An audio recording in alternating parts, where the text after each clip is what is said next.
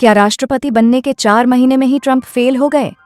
Donald Trump जब से राष्ट्रपति बने, उनकी स्ट्रैटेजी हमेशा आक्रामक और सख्त डील मेकर वाली रही है। कभी यूक्रेनी राष्ट्रपति जेलेंस्की को व्हाइट हाउस से बेइज्जत करके भेजा, तो कभी भारत पर अनाप शनाप टैरिफ मढ़ दिए। लेकिन अलास्का में पुतिन से मुलाकात के दौरान और उसके बाद ट्रंप की इस इमेज को धक्का लगा है। अलास्का की बैठक में ट्रंप पर कैसे भारी पड़े पुतिन और मुलाकात के बाद ट्रंप ने सीज फायर से टैरिफ तक कैसे बदला स्टैंड, जानेंगे आज के इस वीडियो में। पहला सवाल कि पुतिन से मुलाकात से पहले, मीटिंग के दौरान और बाद में ट्रंप की बॉडी लैंग्वेज कैसे बदल गई? जवाब, पुतिन से मुलाकात से पहले आत्मविश्वास से लबरेज ट्रंप कुछ ऐसे बयान दे रहे थे। मैं व्लादिमीर पुतिन से बात करने जा रहा हूँ। मैं उन्हें बताने जा रहा हूँ कि हमें इस युद्ध को खत्म करना होगा। वह मुझसे पंगा नहीं लेंगे। मुझे मुलाकात के पहले 2 मिनट में ही पता चल जाएगा कि कोई समझौता हो सकता है या नहीं। Body language expert Patti and Wood ने पुतिन के साथ मुलाकात के दौरान ट्रंप के हाव भाव का एनालिसिस किया। उन्होंने बताया कि ट्रंप हवाई अड्डे पर पुतिन का इंतजार करते हुए खड़े थे और मुस्कुरा रहे थे, यानी वे मीटिंग के लिए बेसब्री से इंतजार कर रहे थे। जैसे ही पुतिन पास आए, ट्रंप ने हल्के से तालियां बजाईं और आगे बढ़ गए। यह पुतिन के प्रति सम्मान दर्शाता है। ट्रंप आमतौर पर हाथ मिलाते वक्त अपना हाथ ऊपर रखना पसंद करते हैं, लेकिन यहाँ ऐसा लग रहा है कि उन्होंने अपनी हथेली ऊपर की ओर रखी है, जो दर्शाती है कि वे पुतिन को ज्यादा शक्तिशाली मानते हैं। हालांकि वे हाथ मिलाते समय शरीर के बीचों बीच हाथ रखते हुए पुतिन को अपनी ओर खींचते हैं, यह उनकी शक्ति का प्रदर्शन है। दोनों एक दूसरे की आंखों में आंखें डालकर मुस्कुराए। इससे सम्मान और गर्मजोशी झलकती है। इसके बाद ट्रंप ने अपना बायां हाथ पुतिन की बांह पर थपथपाया और दोहरा हाथ मिलाने जैसा अंदाज अपनाया। यह डोमिनेंस का एक संकेत है।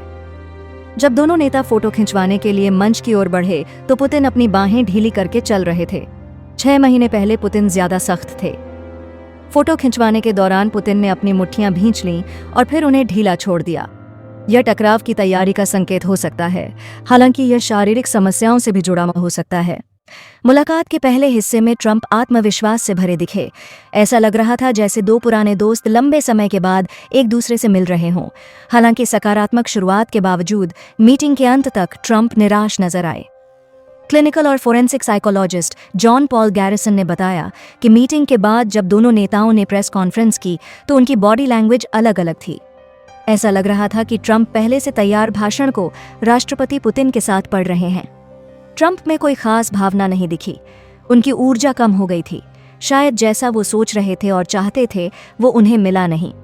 आमतौर पर बहुत बोलने वाले ट्रंप इस बार पुतिन से भी कम बोले। उनका बयान छोटा था। ट्रंप ने कहा कि बहुत से मुद्दों पर हमारी सहमति बनी और बेहद कारगर बैठक में बड़ी प्रगति हुई, लेकिन उन्होंने कोई विवरण नहीं बताया। अब दूसरा सवाल कि क्या रूस यूक्रेन के बीच सीज फायर को लेकर भी ट्रंप के रुख में बदलाव आया है? जवाब है, ट्रंप लंबे समय से रूस यूक्रेन युद्ध में सीज फायर की वकालत कर रहे थे। मई में ट्रंप ने रूस यूक्रेन के बीच 30 दिन का बिना शर्त सीज फायर प्रस्ताव रखा। यूक्रेन ने हामी भरी, लेकिन रूस केवल 3 दिन का ही सीज फायर चाहता था। जून में नाटो शिखर सम्मेलन के दौरान ट्रंप ने रूसी राष्ट्रपति पुतिन की आलोचना की। इस दौरान उन्होंने पत्रकारों से कहा था, मैं बहुत हैरान हूं। सच कहूं तो मुझे लगा था कि यह मसला आसानी से सुलझ जाएगा। पिछले महीने ट्रंप ने पुतिन को 50 दिन की समय सीमा देते हुए कहा था कि अगर युद्ध खत्म करने का समझौता नहीं हुआ, तो अमेरिका रूस के बड़े एनर्जी कंज्यूमर्स देशों पर प्रतिबंध लगाएगा। मीटिंग से 2 दिन पहले उन्होंने रूस को चेताया था कि अगर युद्ध नहीं रोका गया तो बहुत गंभीर नतीजे भुगतने होंगे। लेकिन अलास्का में रूसी राष्ट्रपति से मुलाकात के कुछ घंटों बाद सुर बदल गए। अब ट्रंप का कहना है कि सीज फायर नहीं, बल्कि एक व्यापक शांति समझौता ही आगे का रास्ता होगा। व्हाइट हाउस लौटने के बाद ट्रंप ने पुतिन से कई बार फोन पर बातचीत की और जेलेंस्की सहित यूरोपीय नेताओं को भी मीटिंग की जानकारी दी। उन्होंने शनिवार को सोशल मीडिया पर लिखा, सबने माना कि युद्ध खत्म करने का सबसे अच्छा तरीका शांति समझौता है, न कि केवल cease fire. Wall street journal की रिपोर्ट के मुताबिक ट्रंप का बदला हुआ रुख रूस की सोच के करीब है।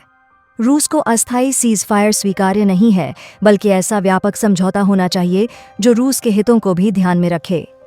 फॉक्स न्यूज को दिए इंटरव्यू में ट्रंप ने कहा कि उनकी और पुतिन की बातचीत में लैंड ट्रांसफर और यूक्रेन की सुरक्षा गारंटी पर चर्चा हुई।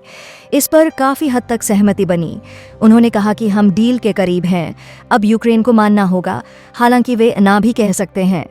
जब उनसे पूछा गया कि जेलेंस्की को क्या सलाह देंगे तो ट्रंप ने कहा कि डील करनी होगी, रूस बहुत बड़ी ताकत है और यूक्रेन नहीं। इन सब के बीच पुतिन ने अब तक कोई समझौते का संकेत नहीं दिया है। रॉयटर्स की रिपोर्ट के मुताबिक रूस अब भी यूक्रेन की नाटो सदस्यता का विरोध करता है और इस मुद्दे पर कोई समझौता करने को तैयार नहीं है। क्रेमलिन के अधिकारी यूरी उशाकोव ने भी पुष्टि की कि 3 तरफा शिखर सम्मेलन पर चर्चा नहीं हुई। अब तीसरा सवाल कि क्या पुतिन से मुलाकात के बाद ट्रंप का भारत को लेकर रुख बदला है? जवाब: रूस से तेल खरीदने की वजह से ट्रंप ने भारत पर 25% अतिरिक्त टैरिफ लगाने का ऐलान किया था। ये 27 अगस्त से लागू होना है। अलास्का मीटिंग से पहले अमेरिकी वित्त मंत्री स्कॉट बेसेंट ने भारत पर एक्स्ट्रा टैरिफ लगाने की धमकी दी थी। ब्लूमबर्ग से बात करते हुए उन्होंने कहा था, ये टैरिफ अलास्का में होने वाली अमेरिकी राष्ट्रपति ट्रंप और रूसी राष्ट्रपति पुतिन की मुलाकात के नतीजे पर निर्भर करेगा। ट्रंप ने मीटिंग से पहले पत्रकारों से बातचीत में दावा किया था कि उनके टैरिफ ने भारत को रूस से तेल खरीद पर रोक लगाने के लिए मजबूर कर दिया है। ट्रंप ने कहा था, रूस ने अपने तेल के लिए प्रमुख ग्राहक खो दिया, जो भारत था। भारत तेल व्यापार का 40% हिस्सा खरीद रहा था। अगर मैं अब सेकेंडरी प्रतिबंध लगाता तो यह उनके लिए विनाशकारी होगा।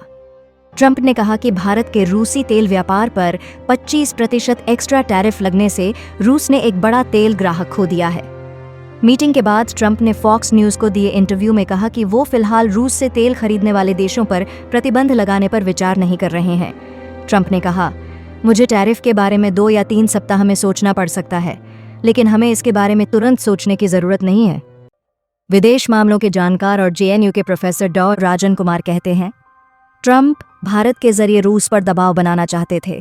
ट्रंप जानते हैं कि चीन पर दबाव नहीं डाला जा सकता, इसलिए भारत को सॉफ्ट टारगेट मानकर लगातार उसका नाम लेते रहे हैं। भारत पर इस तरह का दबाव बनाकर वे टैरिफ को भी कम करवाना चाहते हैं या जीरो टैरिफ की ओर ले जाना चाहते हैं। पूर्व राजनयिक वीणा सीकरी के मुताबिक ट्रंप ने पुतिन के साथ टैरिफ पर जरूर बात की होगी। ऐसा लगता है कि दोनों नेताओं में इस बात पर सहमति बनी होगी कि भारत, चीन और यूरोपियन यूनियन पर रूस से तेल खरीदने के कारण टैरिफ नहीं लगाया जाएगा। मुमकिन है कि अब रूस और अमेरिका के बीच में भी व्यापार शुरू हो जाए। भारत ने शनिवार को ट्रंप और पुतिन के बीच अलास्का में बैठक का स्वागत किया। इसे सराहनीय कदम बताया। विदेश मंत्रालय ने बयान जारी कर यूक्रेन संघर्ष को सुलझाने के लिए कूटनीति के महत्व पर भी जोर दिया। बयान में आगे कहा गया, भारत समिट में हुई प्रगति की सराहना करता है।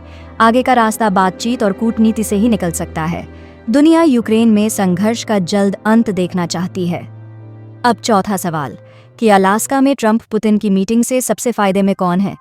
जवाब: राजन कुमार कहते हैं, इस मीटिंग से सबसे ज्यादा फायदा पुतिन को हुआ है। फरवरी 2022 में यूक्रेन पर हमले के बाद पुतिन को पश्चिमी देशों ने वैश्विक मंच से अलग थलग कर दिया था। इंटरनेशनल क्रिमिनल कोर्ट यानी आईसीसी ने उनके खिलाफ गिरफ्तारी वारंट जारी कर दिया था, जिससे पुतिन पश्चिमी देशों की यात्रा नहीं कर रहे थे। लेकिन अब हालात बदल रहे हैं।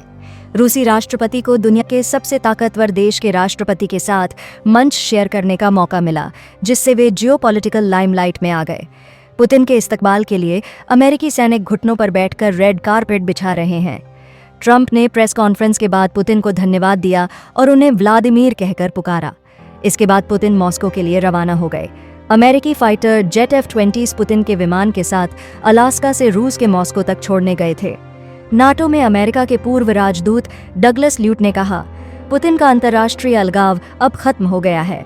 उन्हें अमेरिकी राष्ट्रपति के साथ बड़े मंच पर बड़े व्यक्ति के रूप में देखा गया। उनका गर्मजोशी से स्वागत हुआ, रेड कारपेट बिछा, ट्रंप की कार की सवारी मिली। ये सब पुतिन के पक्ष में गया। पांचवा सवाल कि अलास्का की मीटिंग के बाद अब आगे का रास्ता क्या होगा? जवाब: अब 18 अगस्त को यूक्रेनी राष्ट्रपति जेलेंस्की और यूरोपियन यूनियन के नेताओं के साथ ट्रंप की बैठक है। इसमें आगे की रणनीति पर बातचीत हो सकती है। ट्रंप ने फॉक्स न्यूज को बताया, मैं 50-50 कहता हूं, क्योंकि बहुत सी चीजें हो सकती हैं, लेकिन मुझे लगता है कि राष्ट्रपति पुतिन समस्या का समाधान करना चाहते हैं। सीज फायर डील की जिम्मेदारी अब पूरी तरह से जेलेंस्की पर है। मुझे लगता है कि अब तीनों के बीच एक बैठक तय होगी, जेलेंस्की, पुतिन और मैं। राजन कुमार के मुताबिक अब आगे दो रास्ते हैं। पहला, रूस और यूक्रेन के बीच जमीन का सौदा हो जाए और सीज फायर लागू हो जाए। दूसरा, दोनों देश लगातार जंग जारी रखें। आने वाले दिनों में कई मीटिंग होंगी जिसमें सीज फायर लागू करने का फैसला हो सकता है, लेकिन यूक्रेन अपनी जमीनें देने को तैयार नहीं है और यूरोपियन यूनियन इसके सपोर्ट में है। ट्रंप पुतिन को जमीन के बदले सीज फायर करने को लेकर राजी करने की कोशिश कर रहे हैं। इस मामले में क्या विचार है, कमेंट करके जरूर बताएं। साथ ही चैनल को लाइक, शेयर और सब्सक्राइब जरूर करें।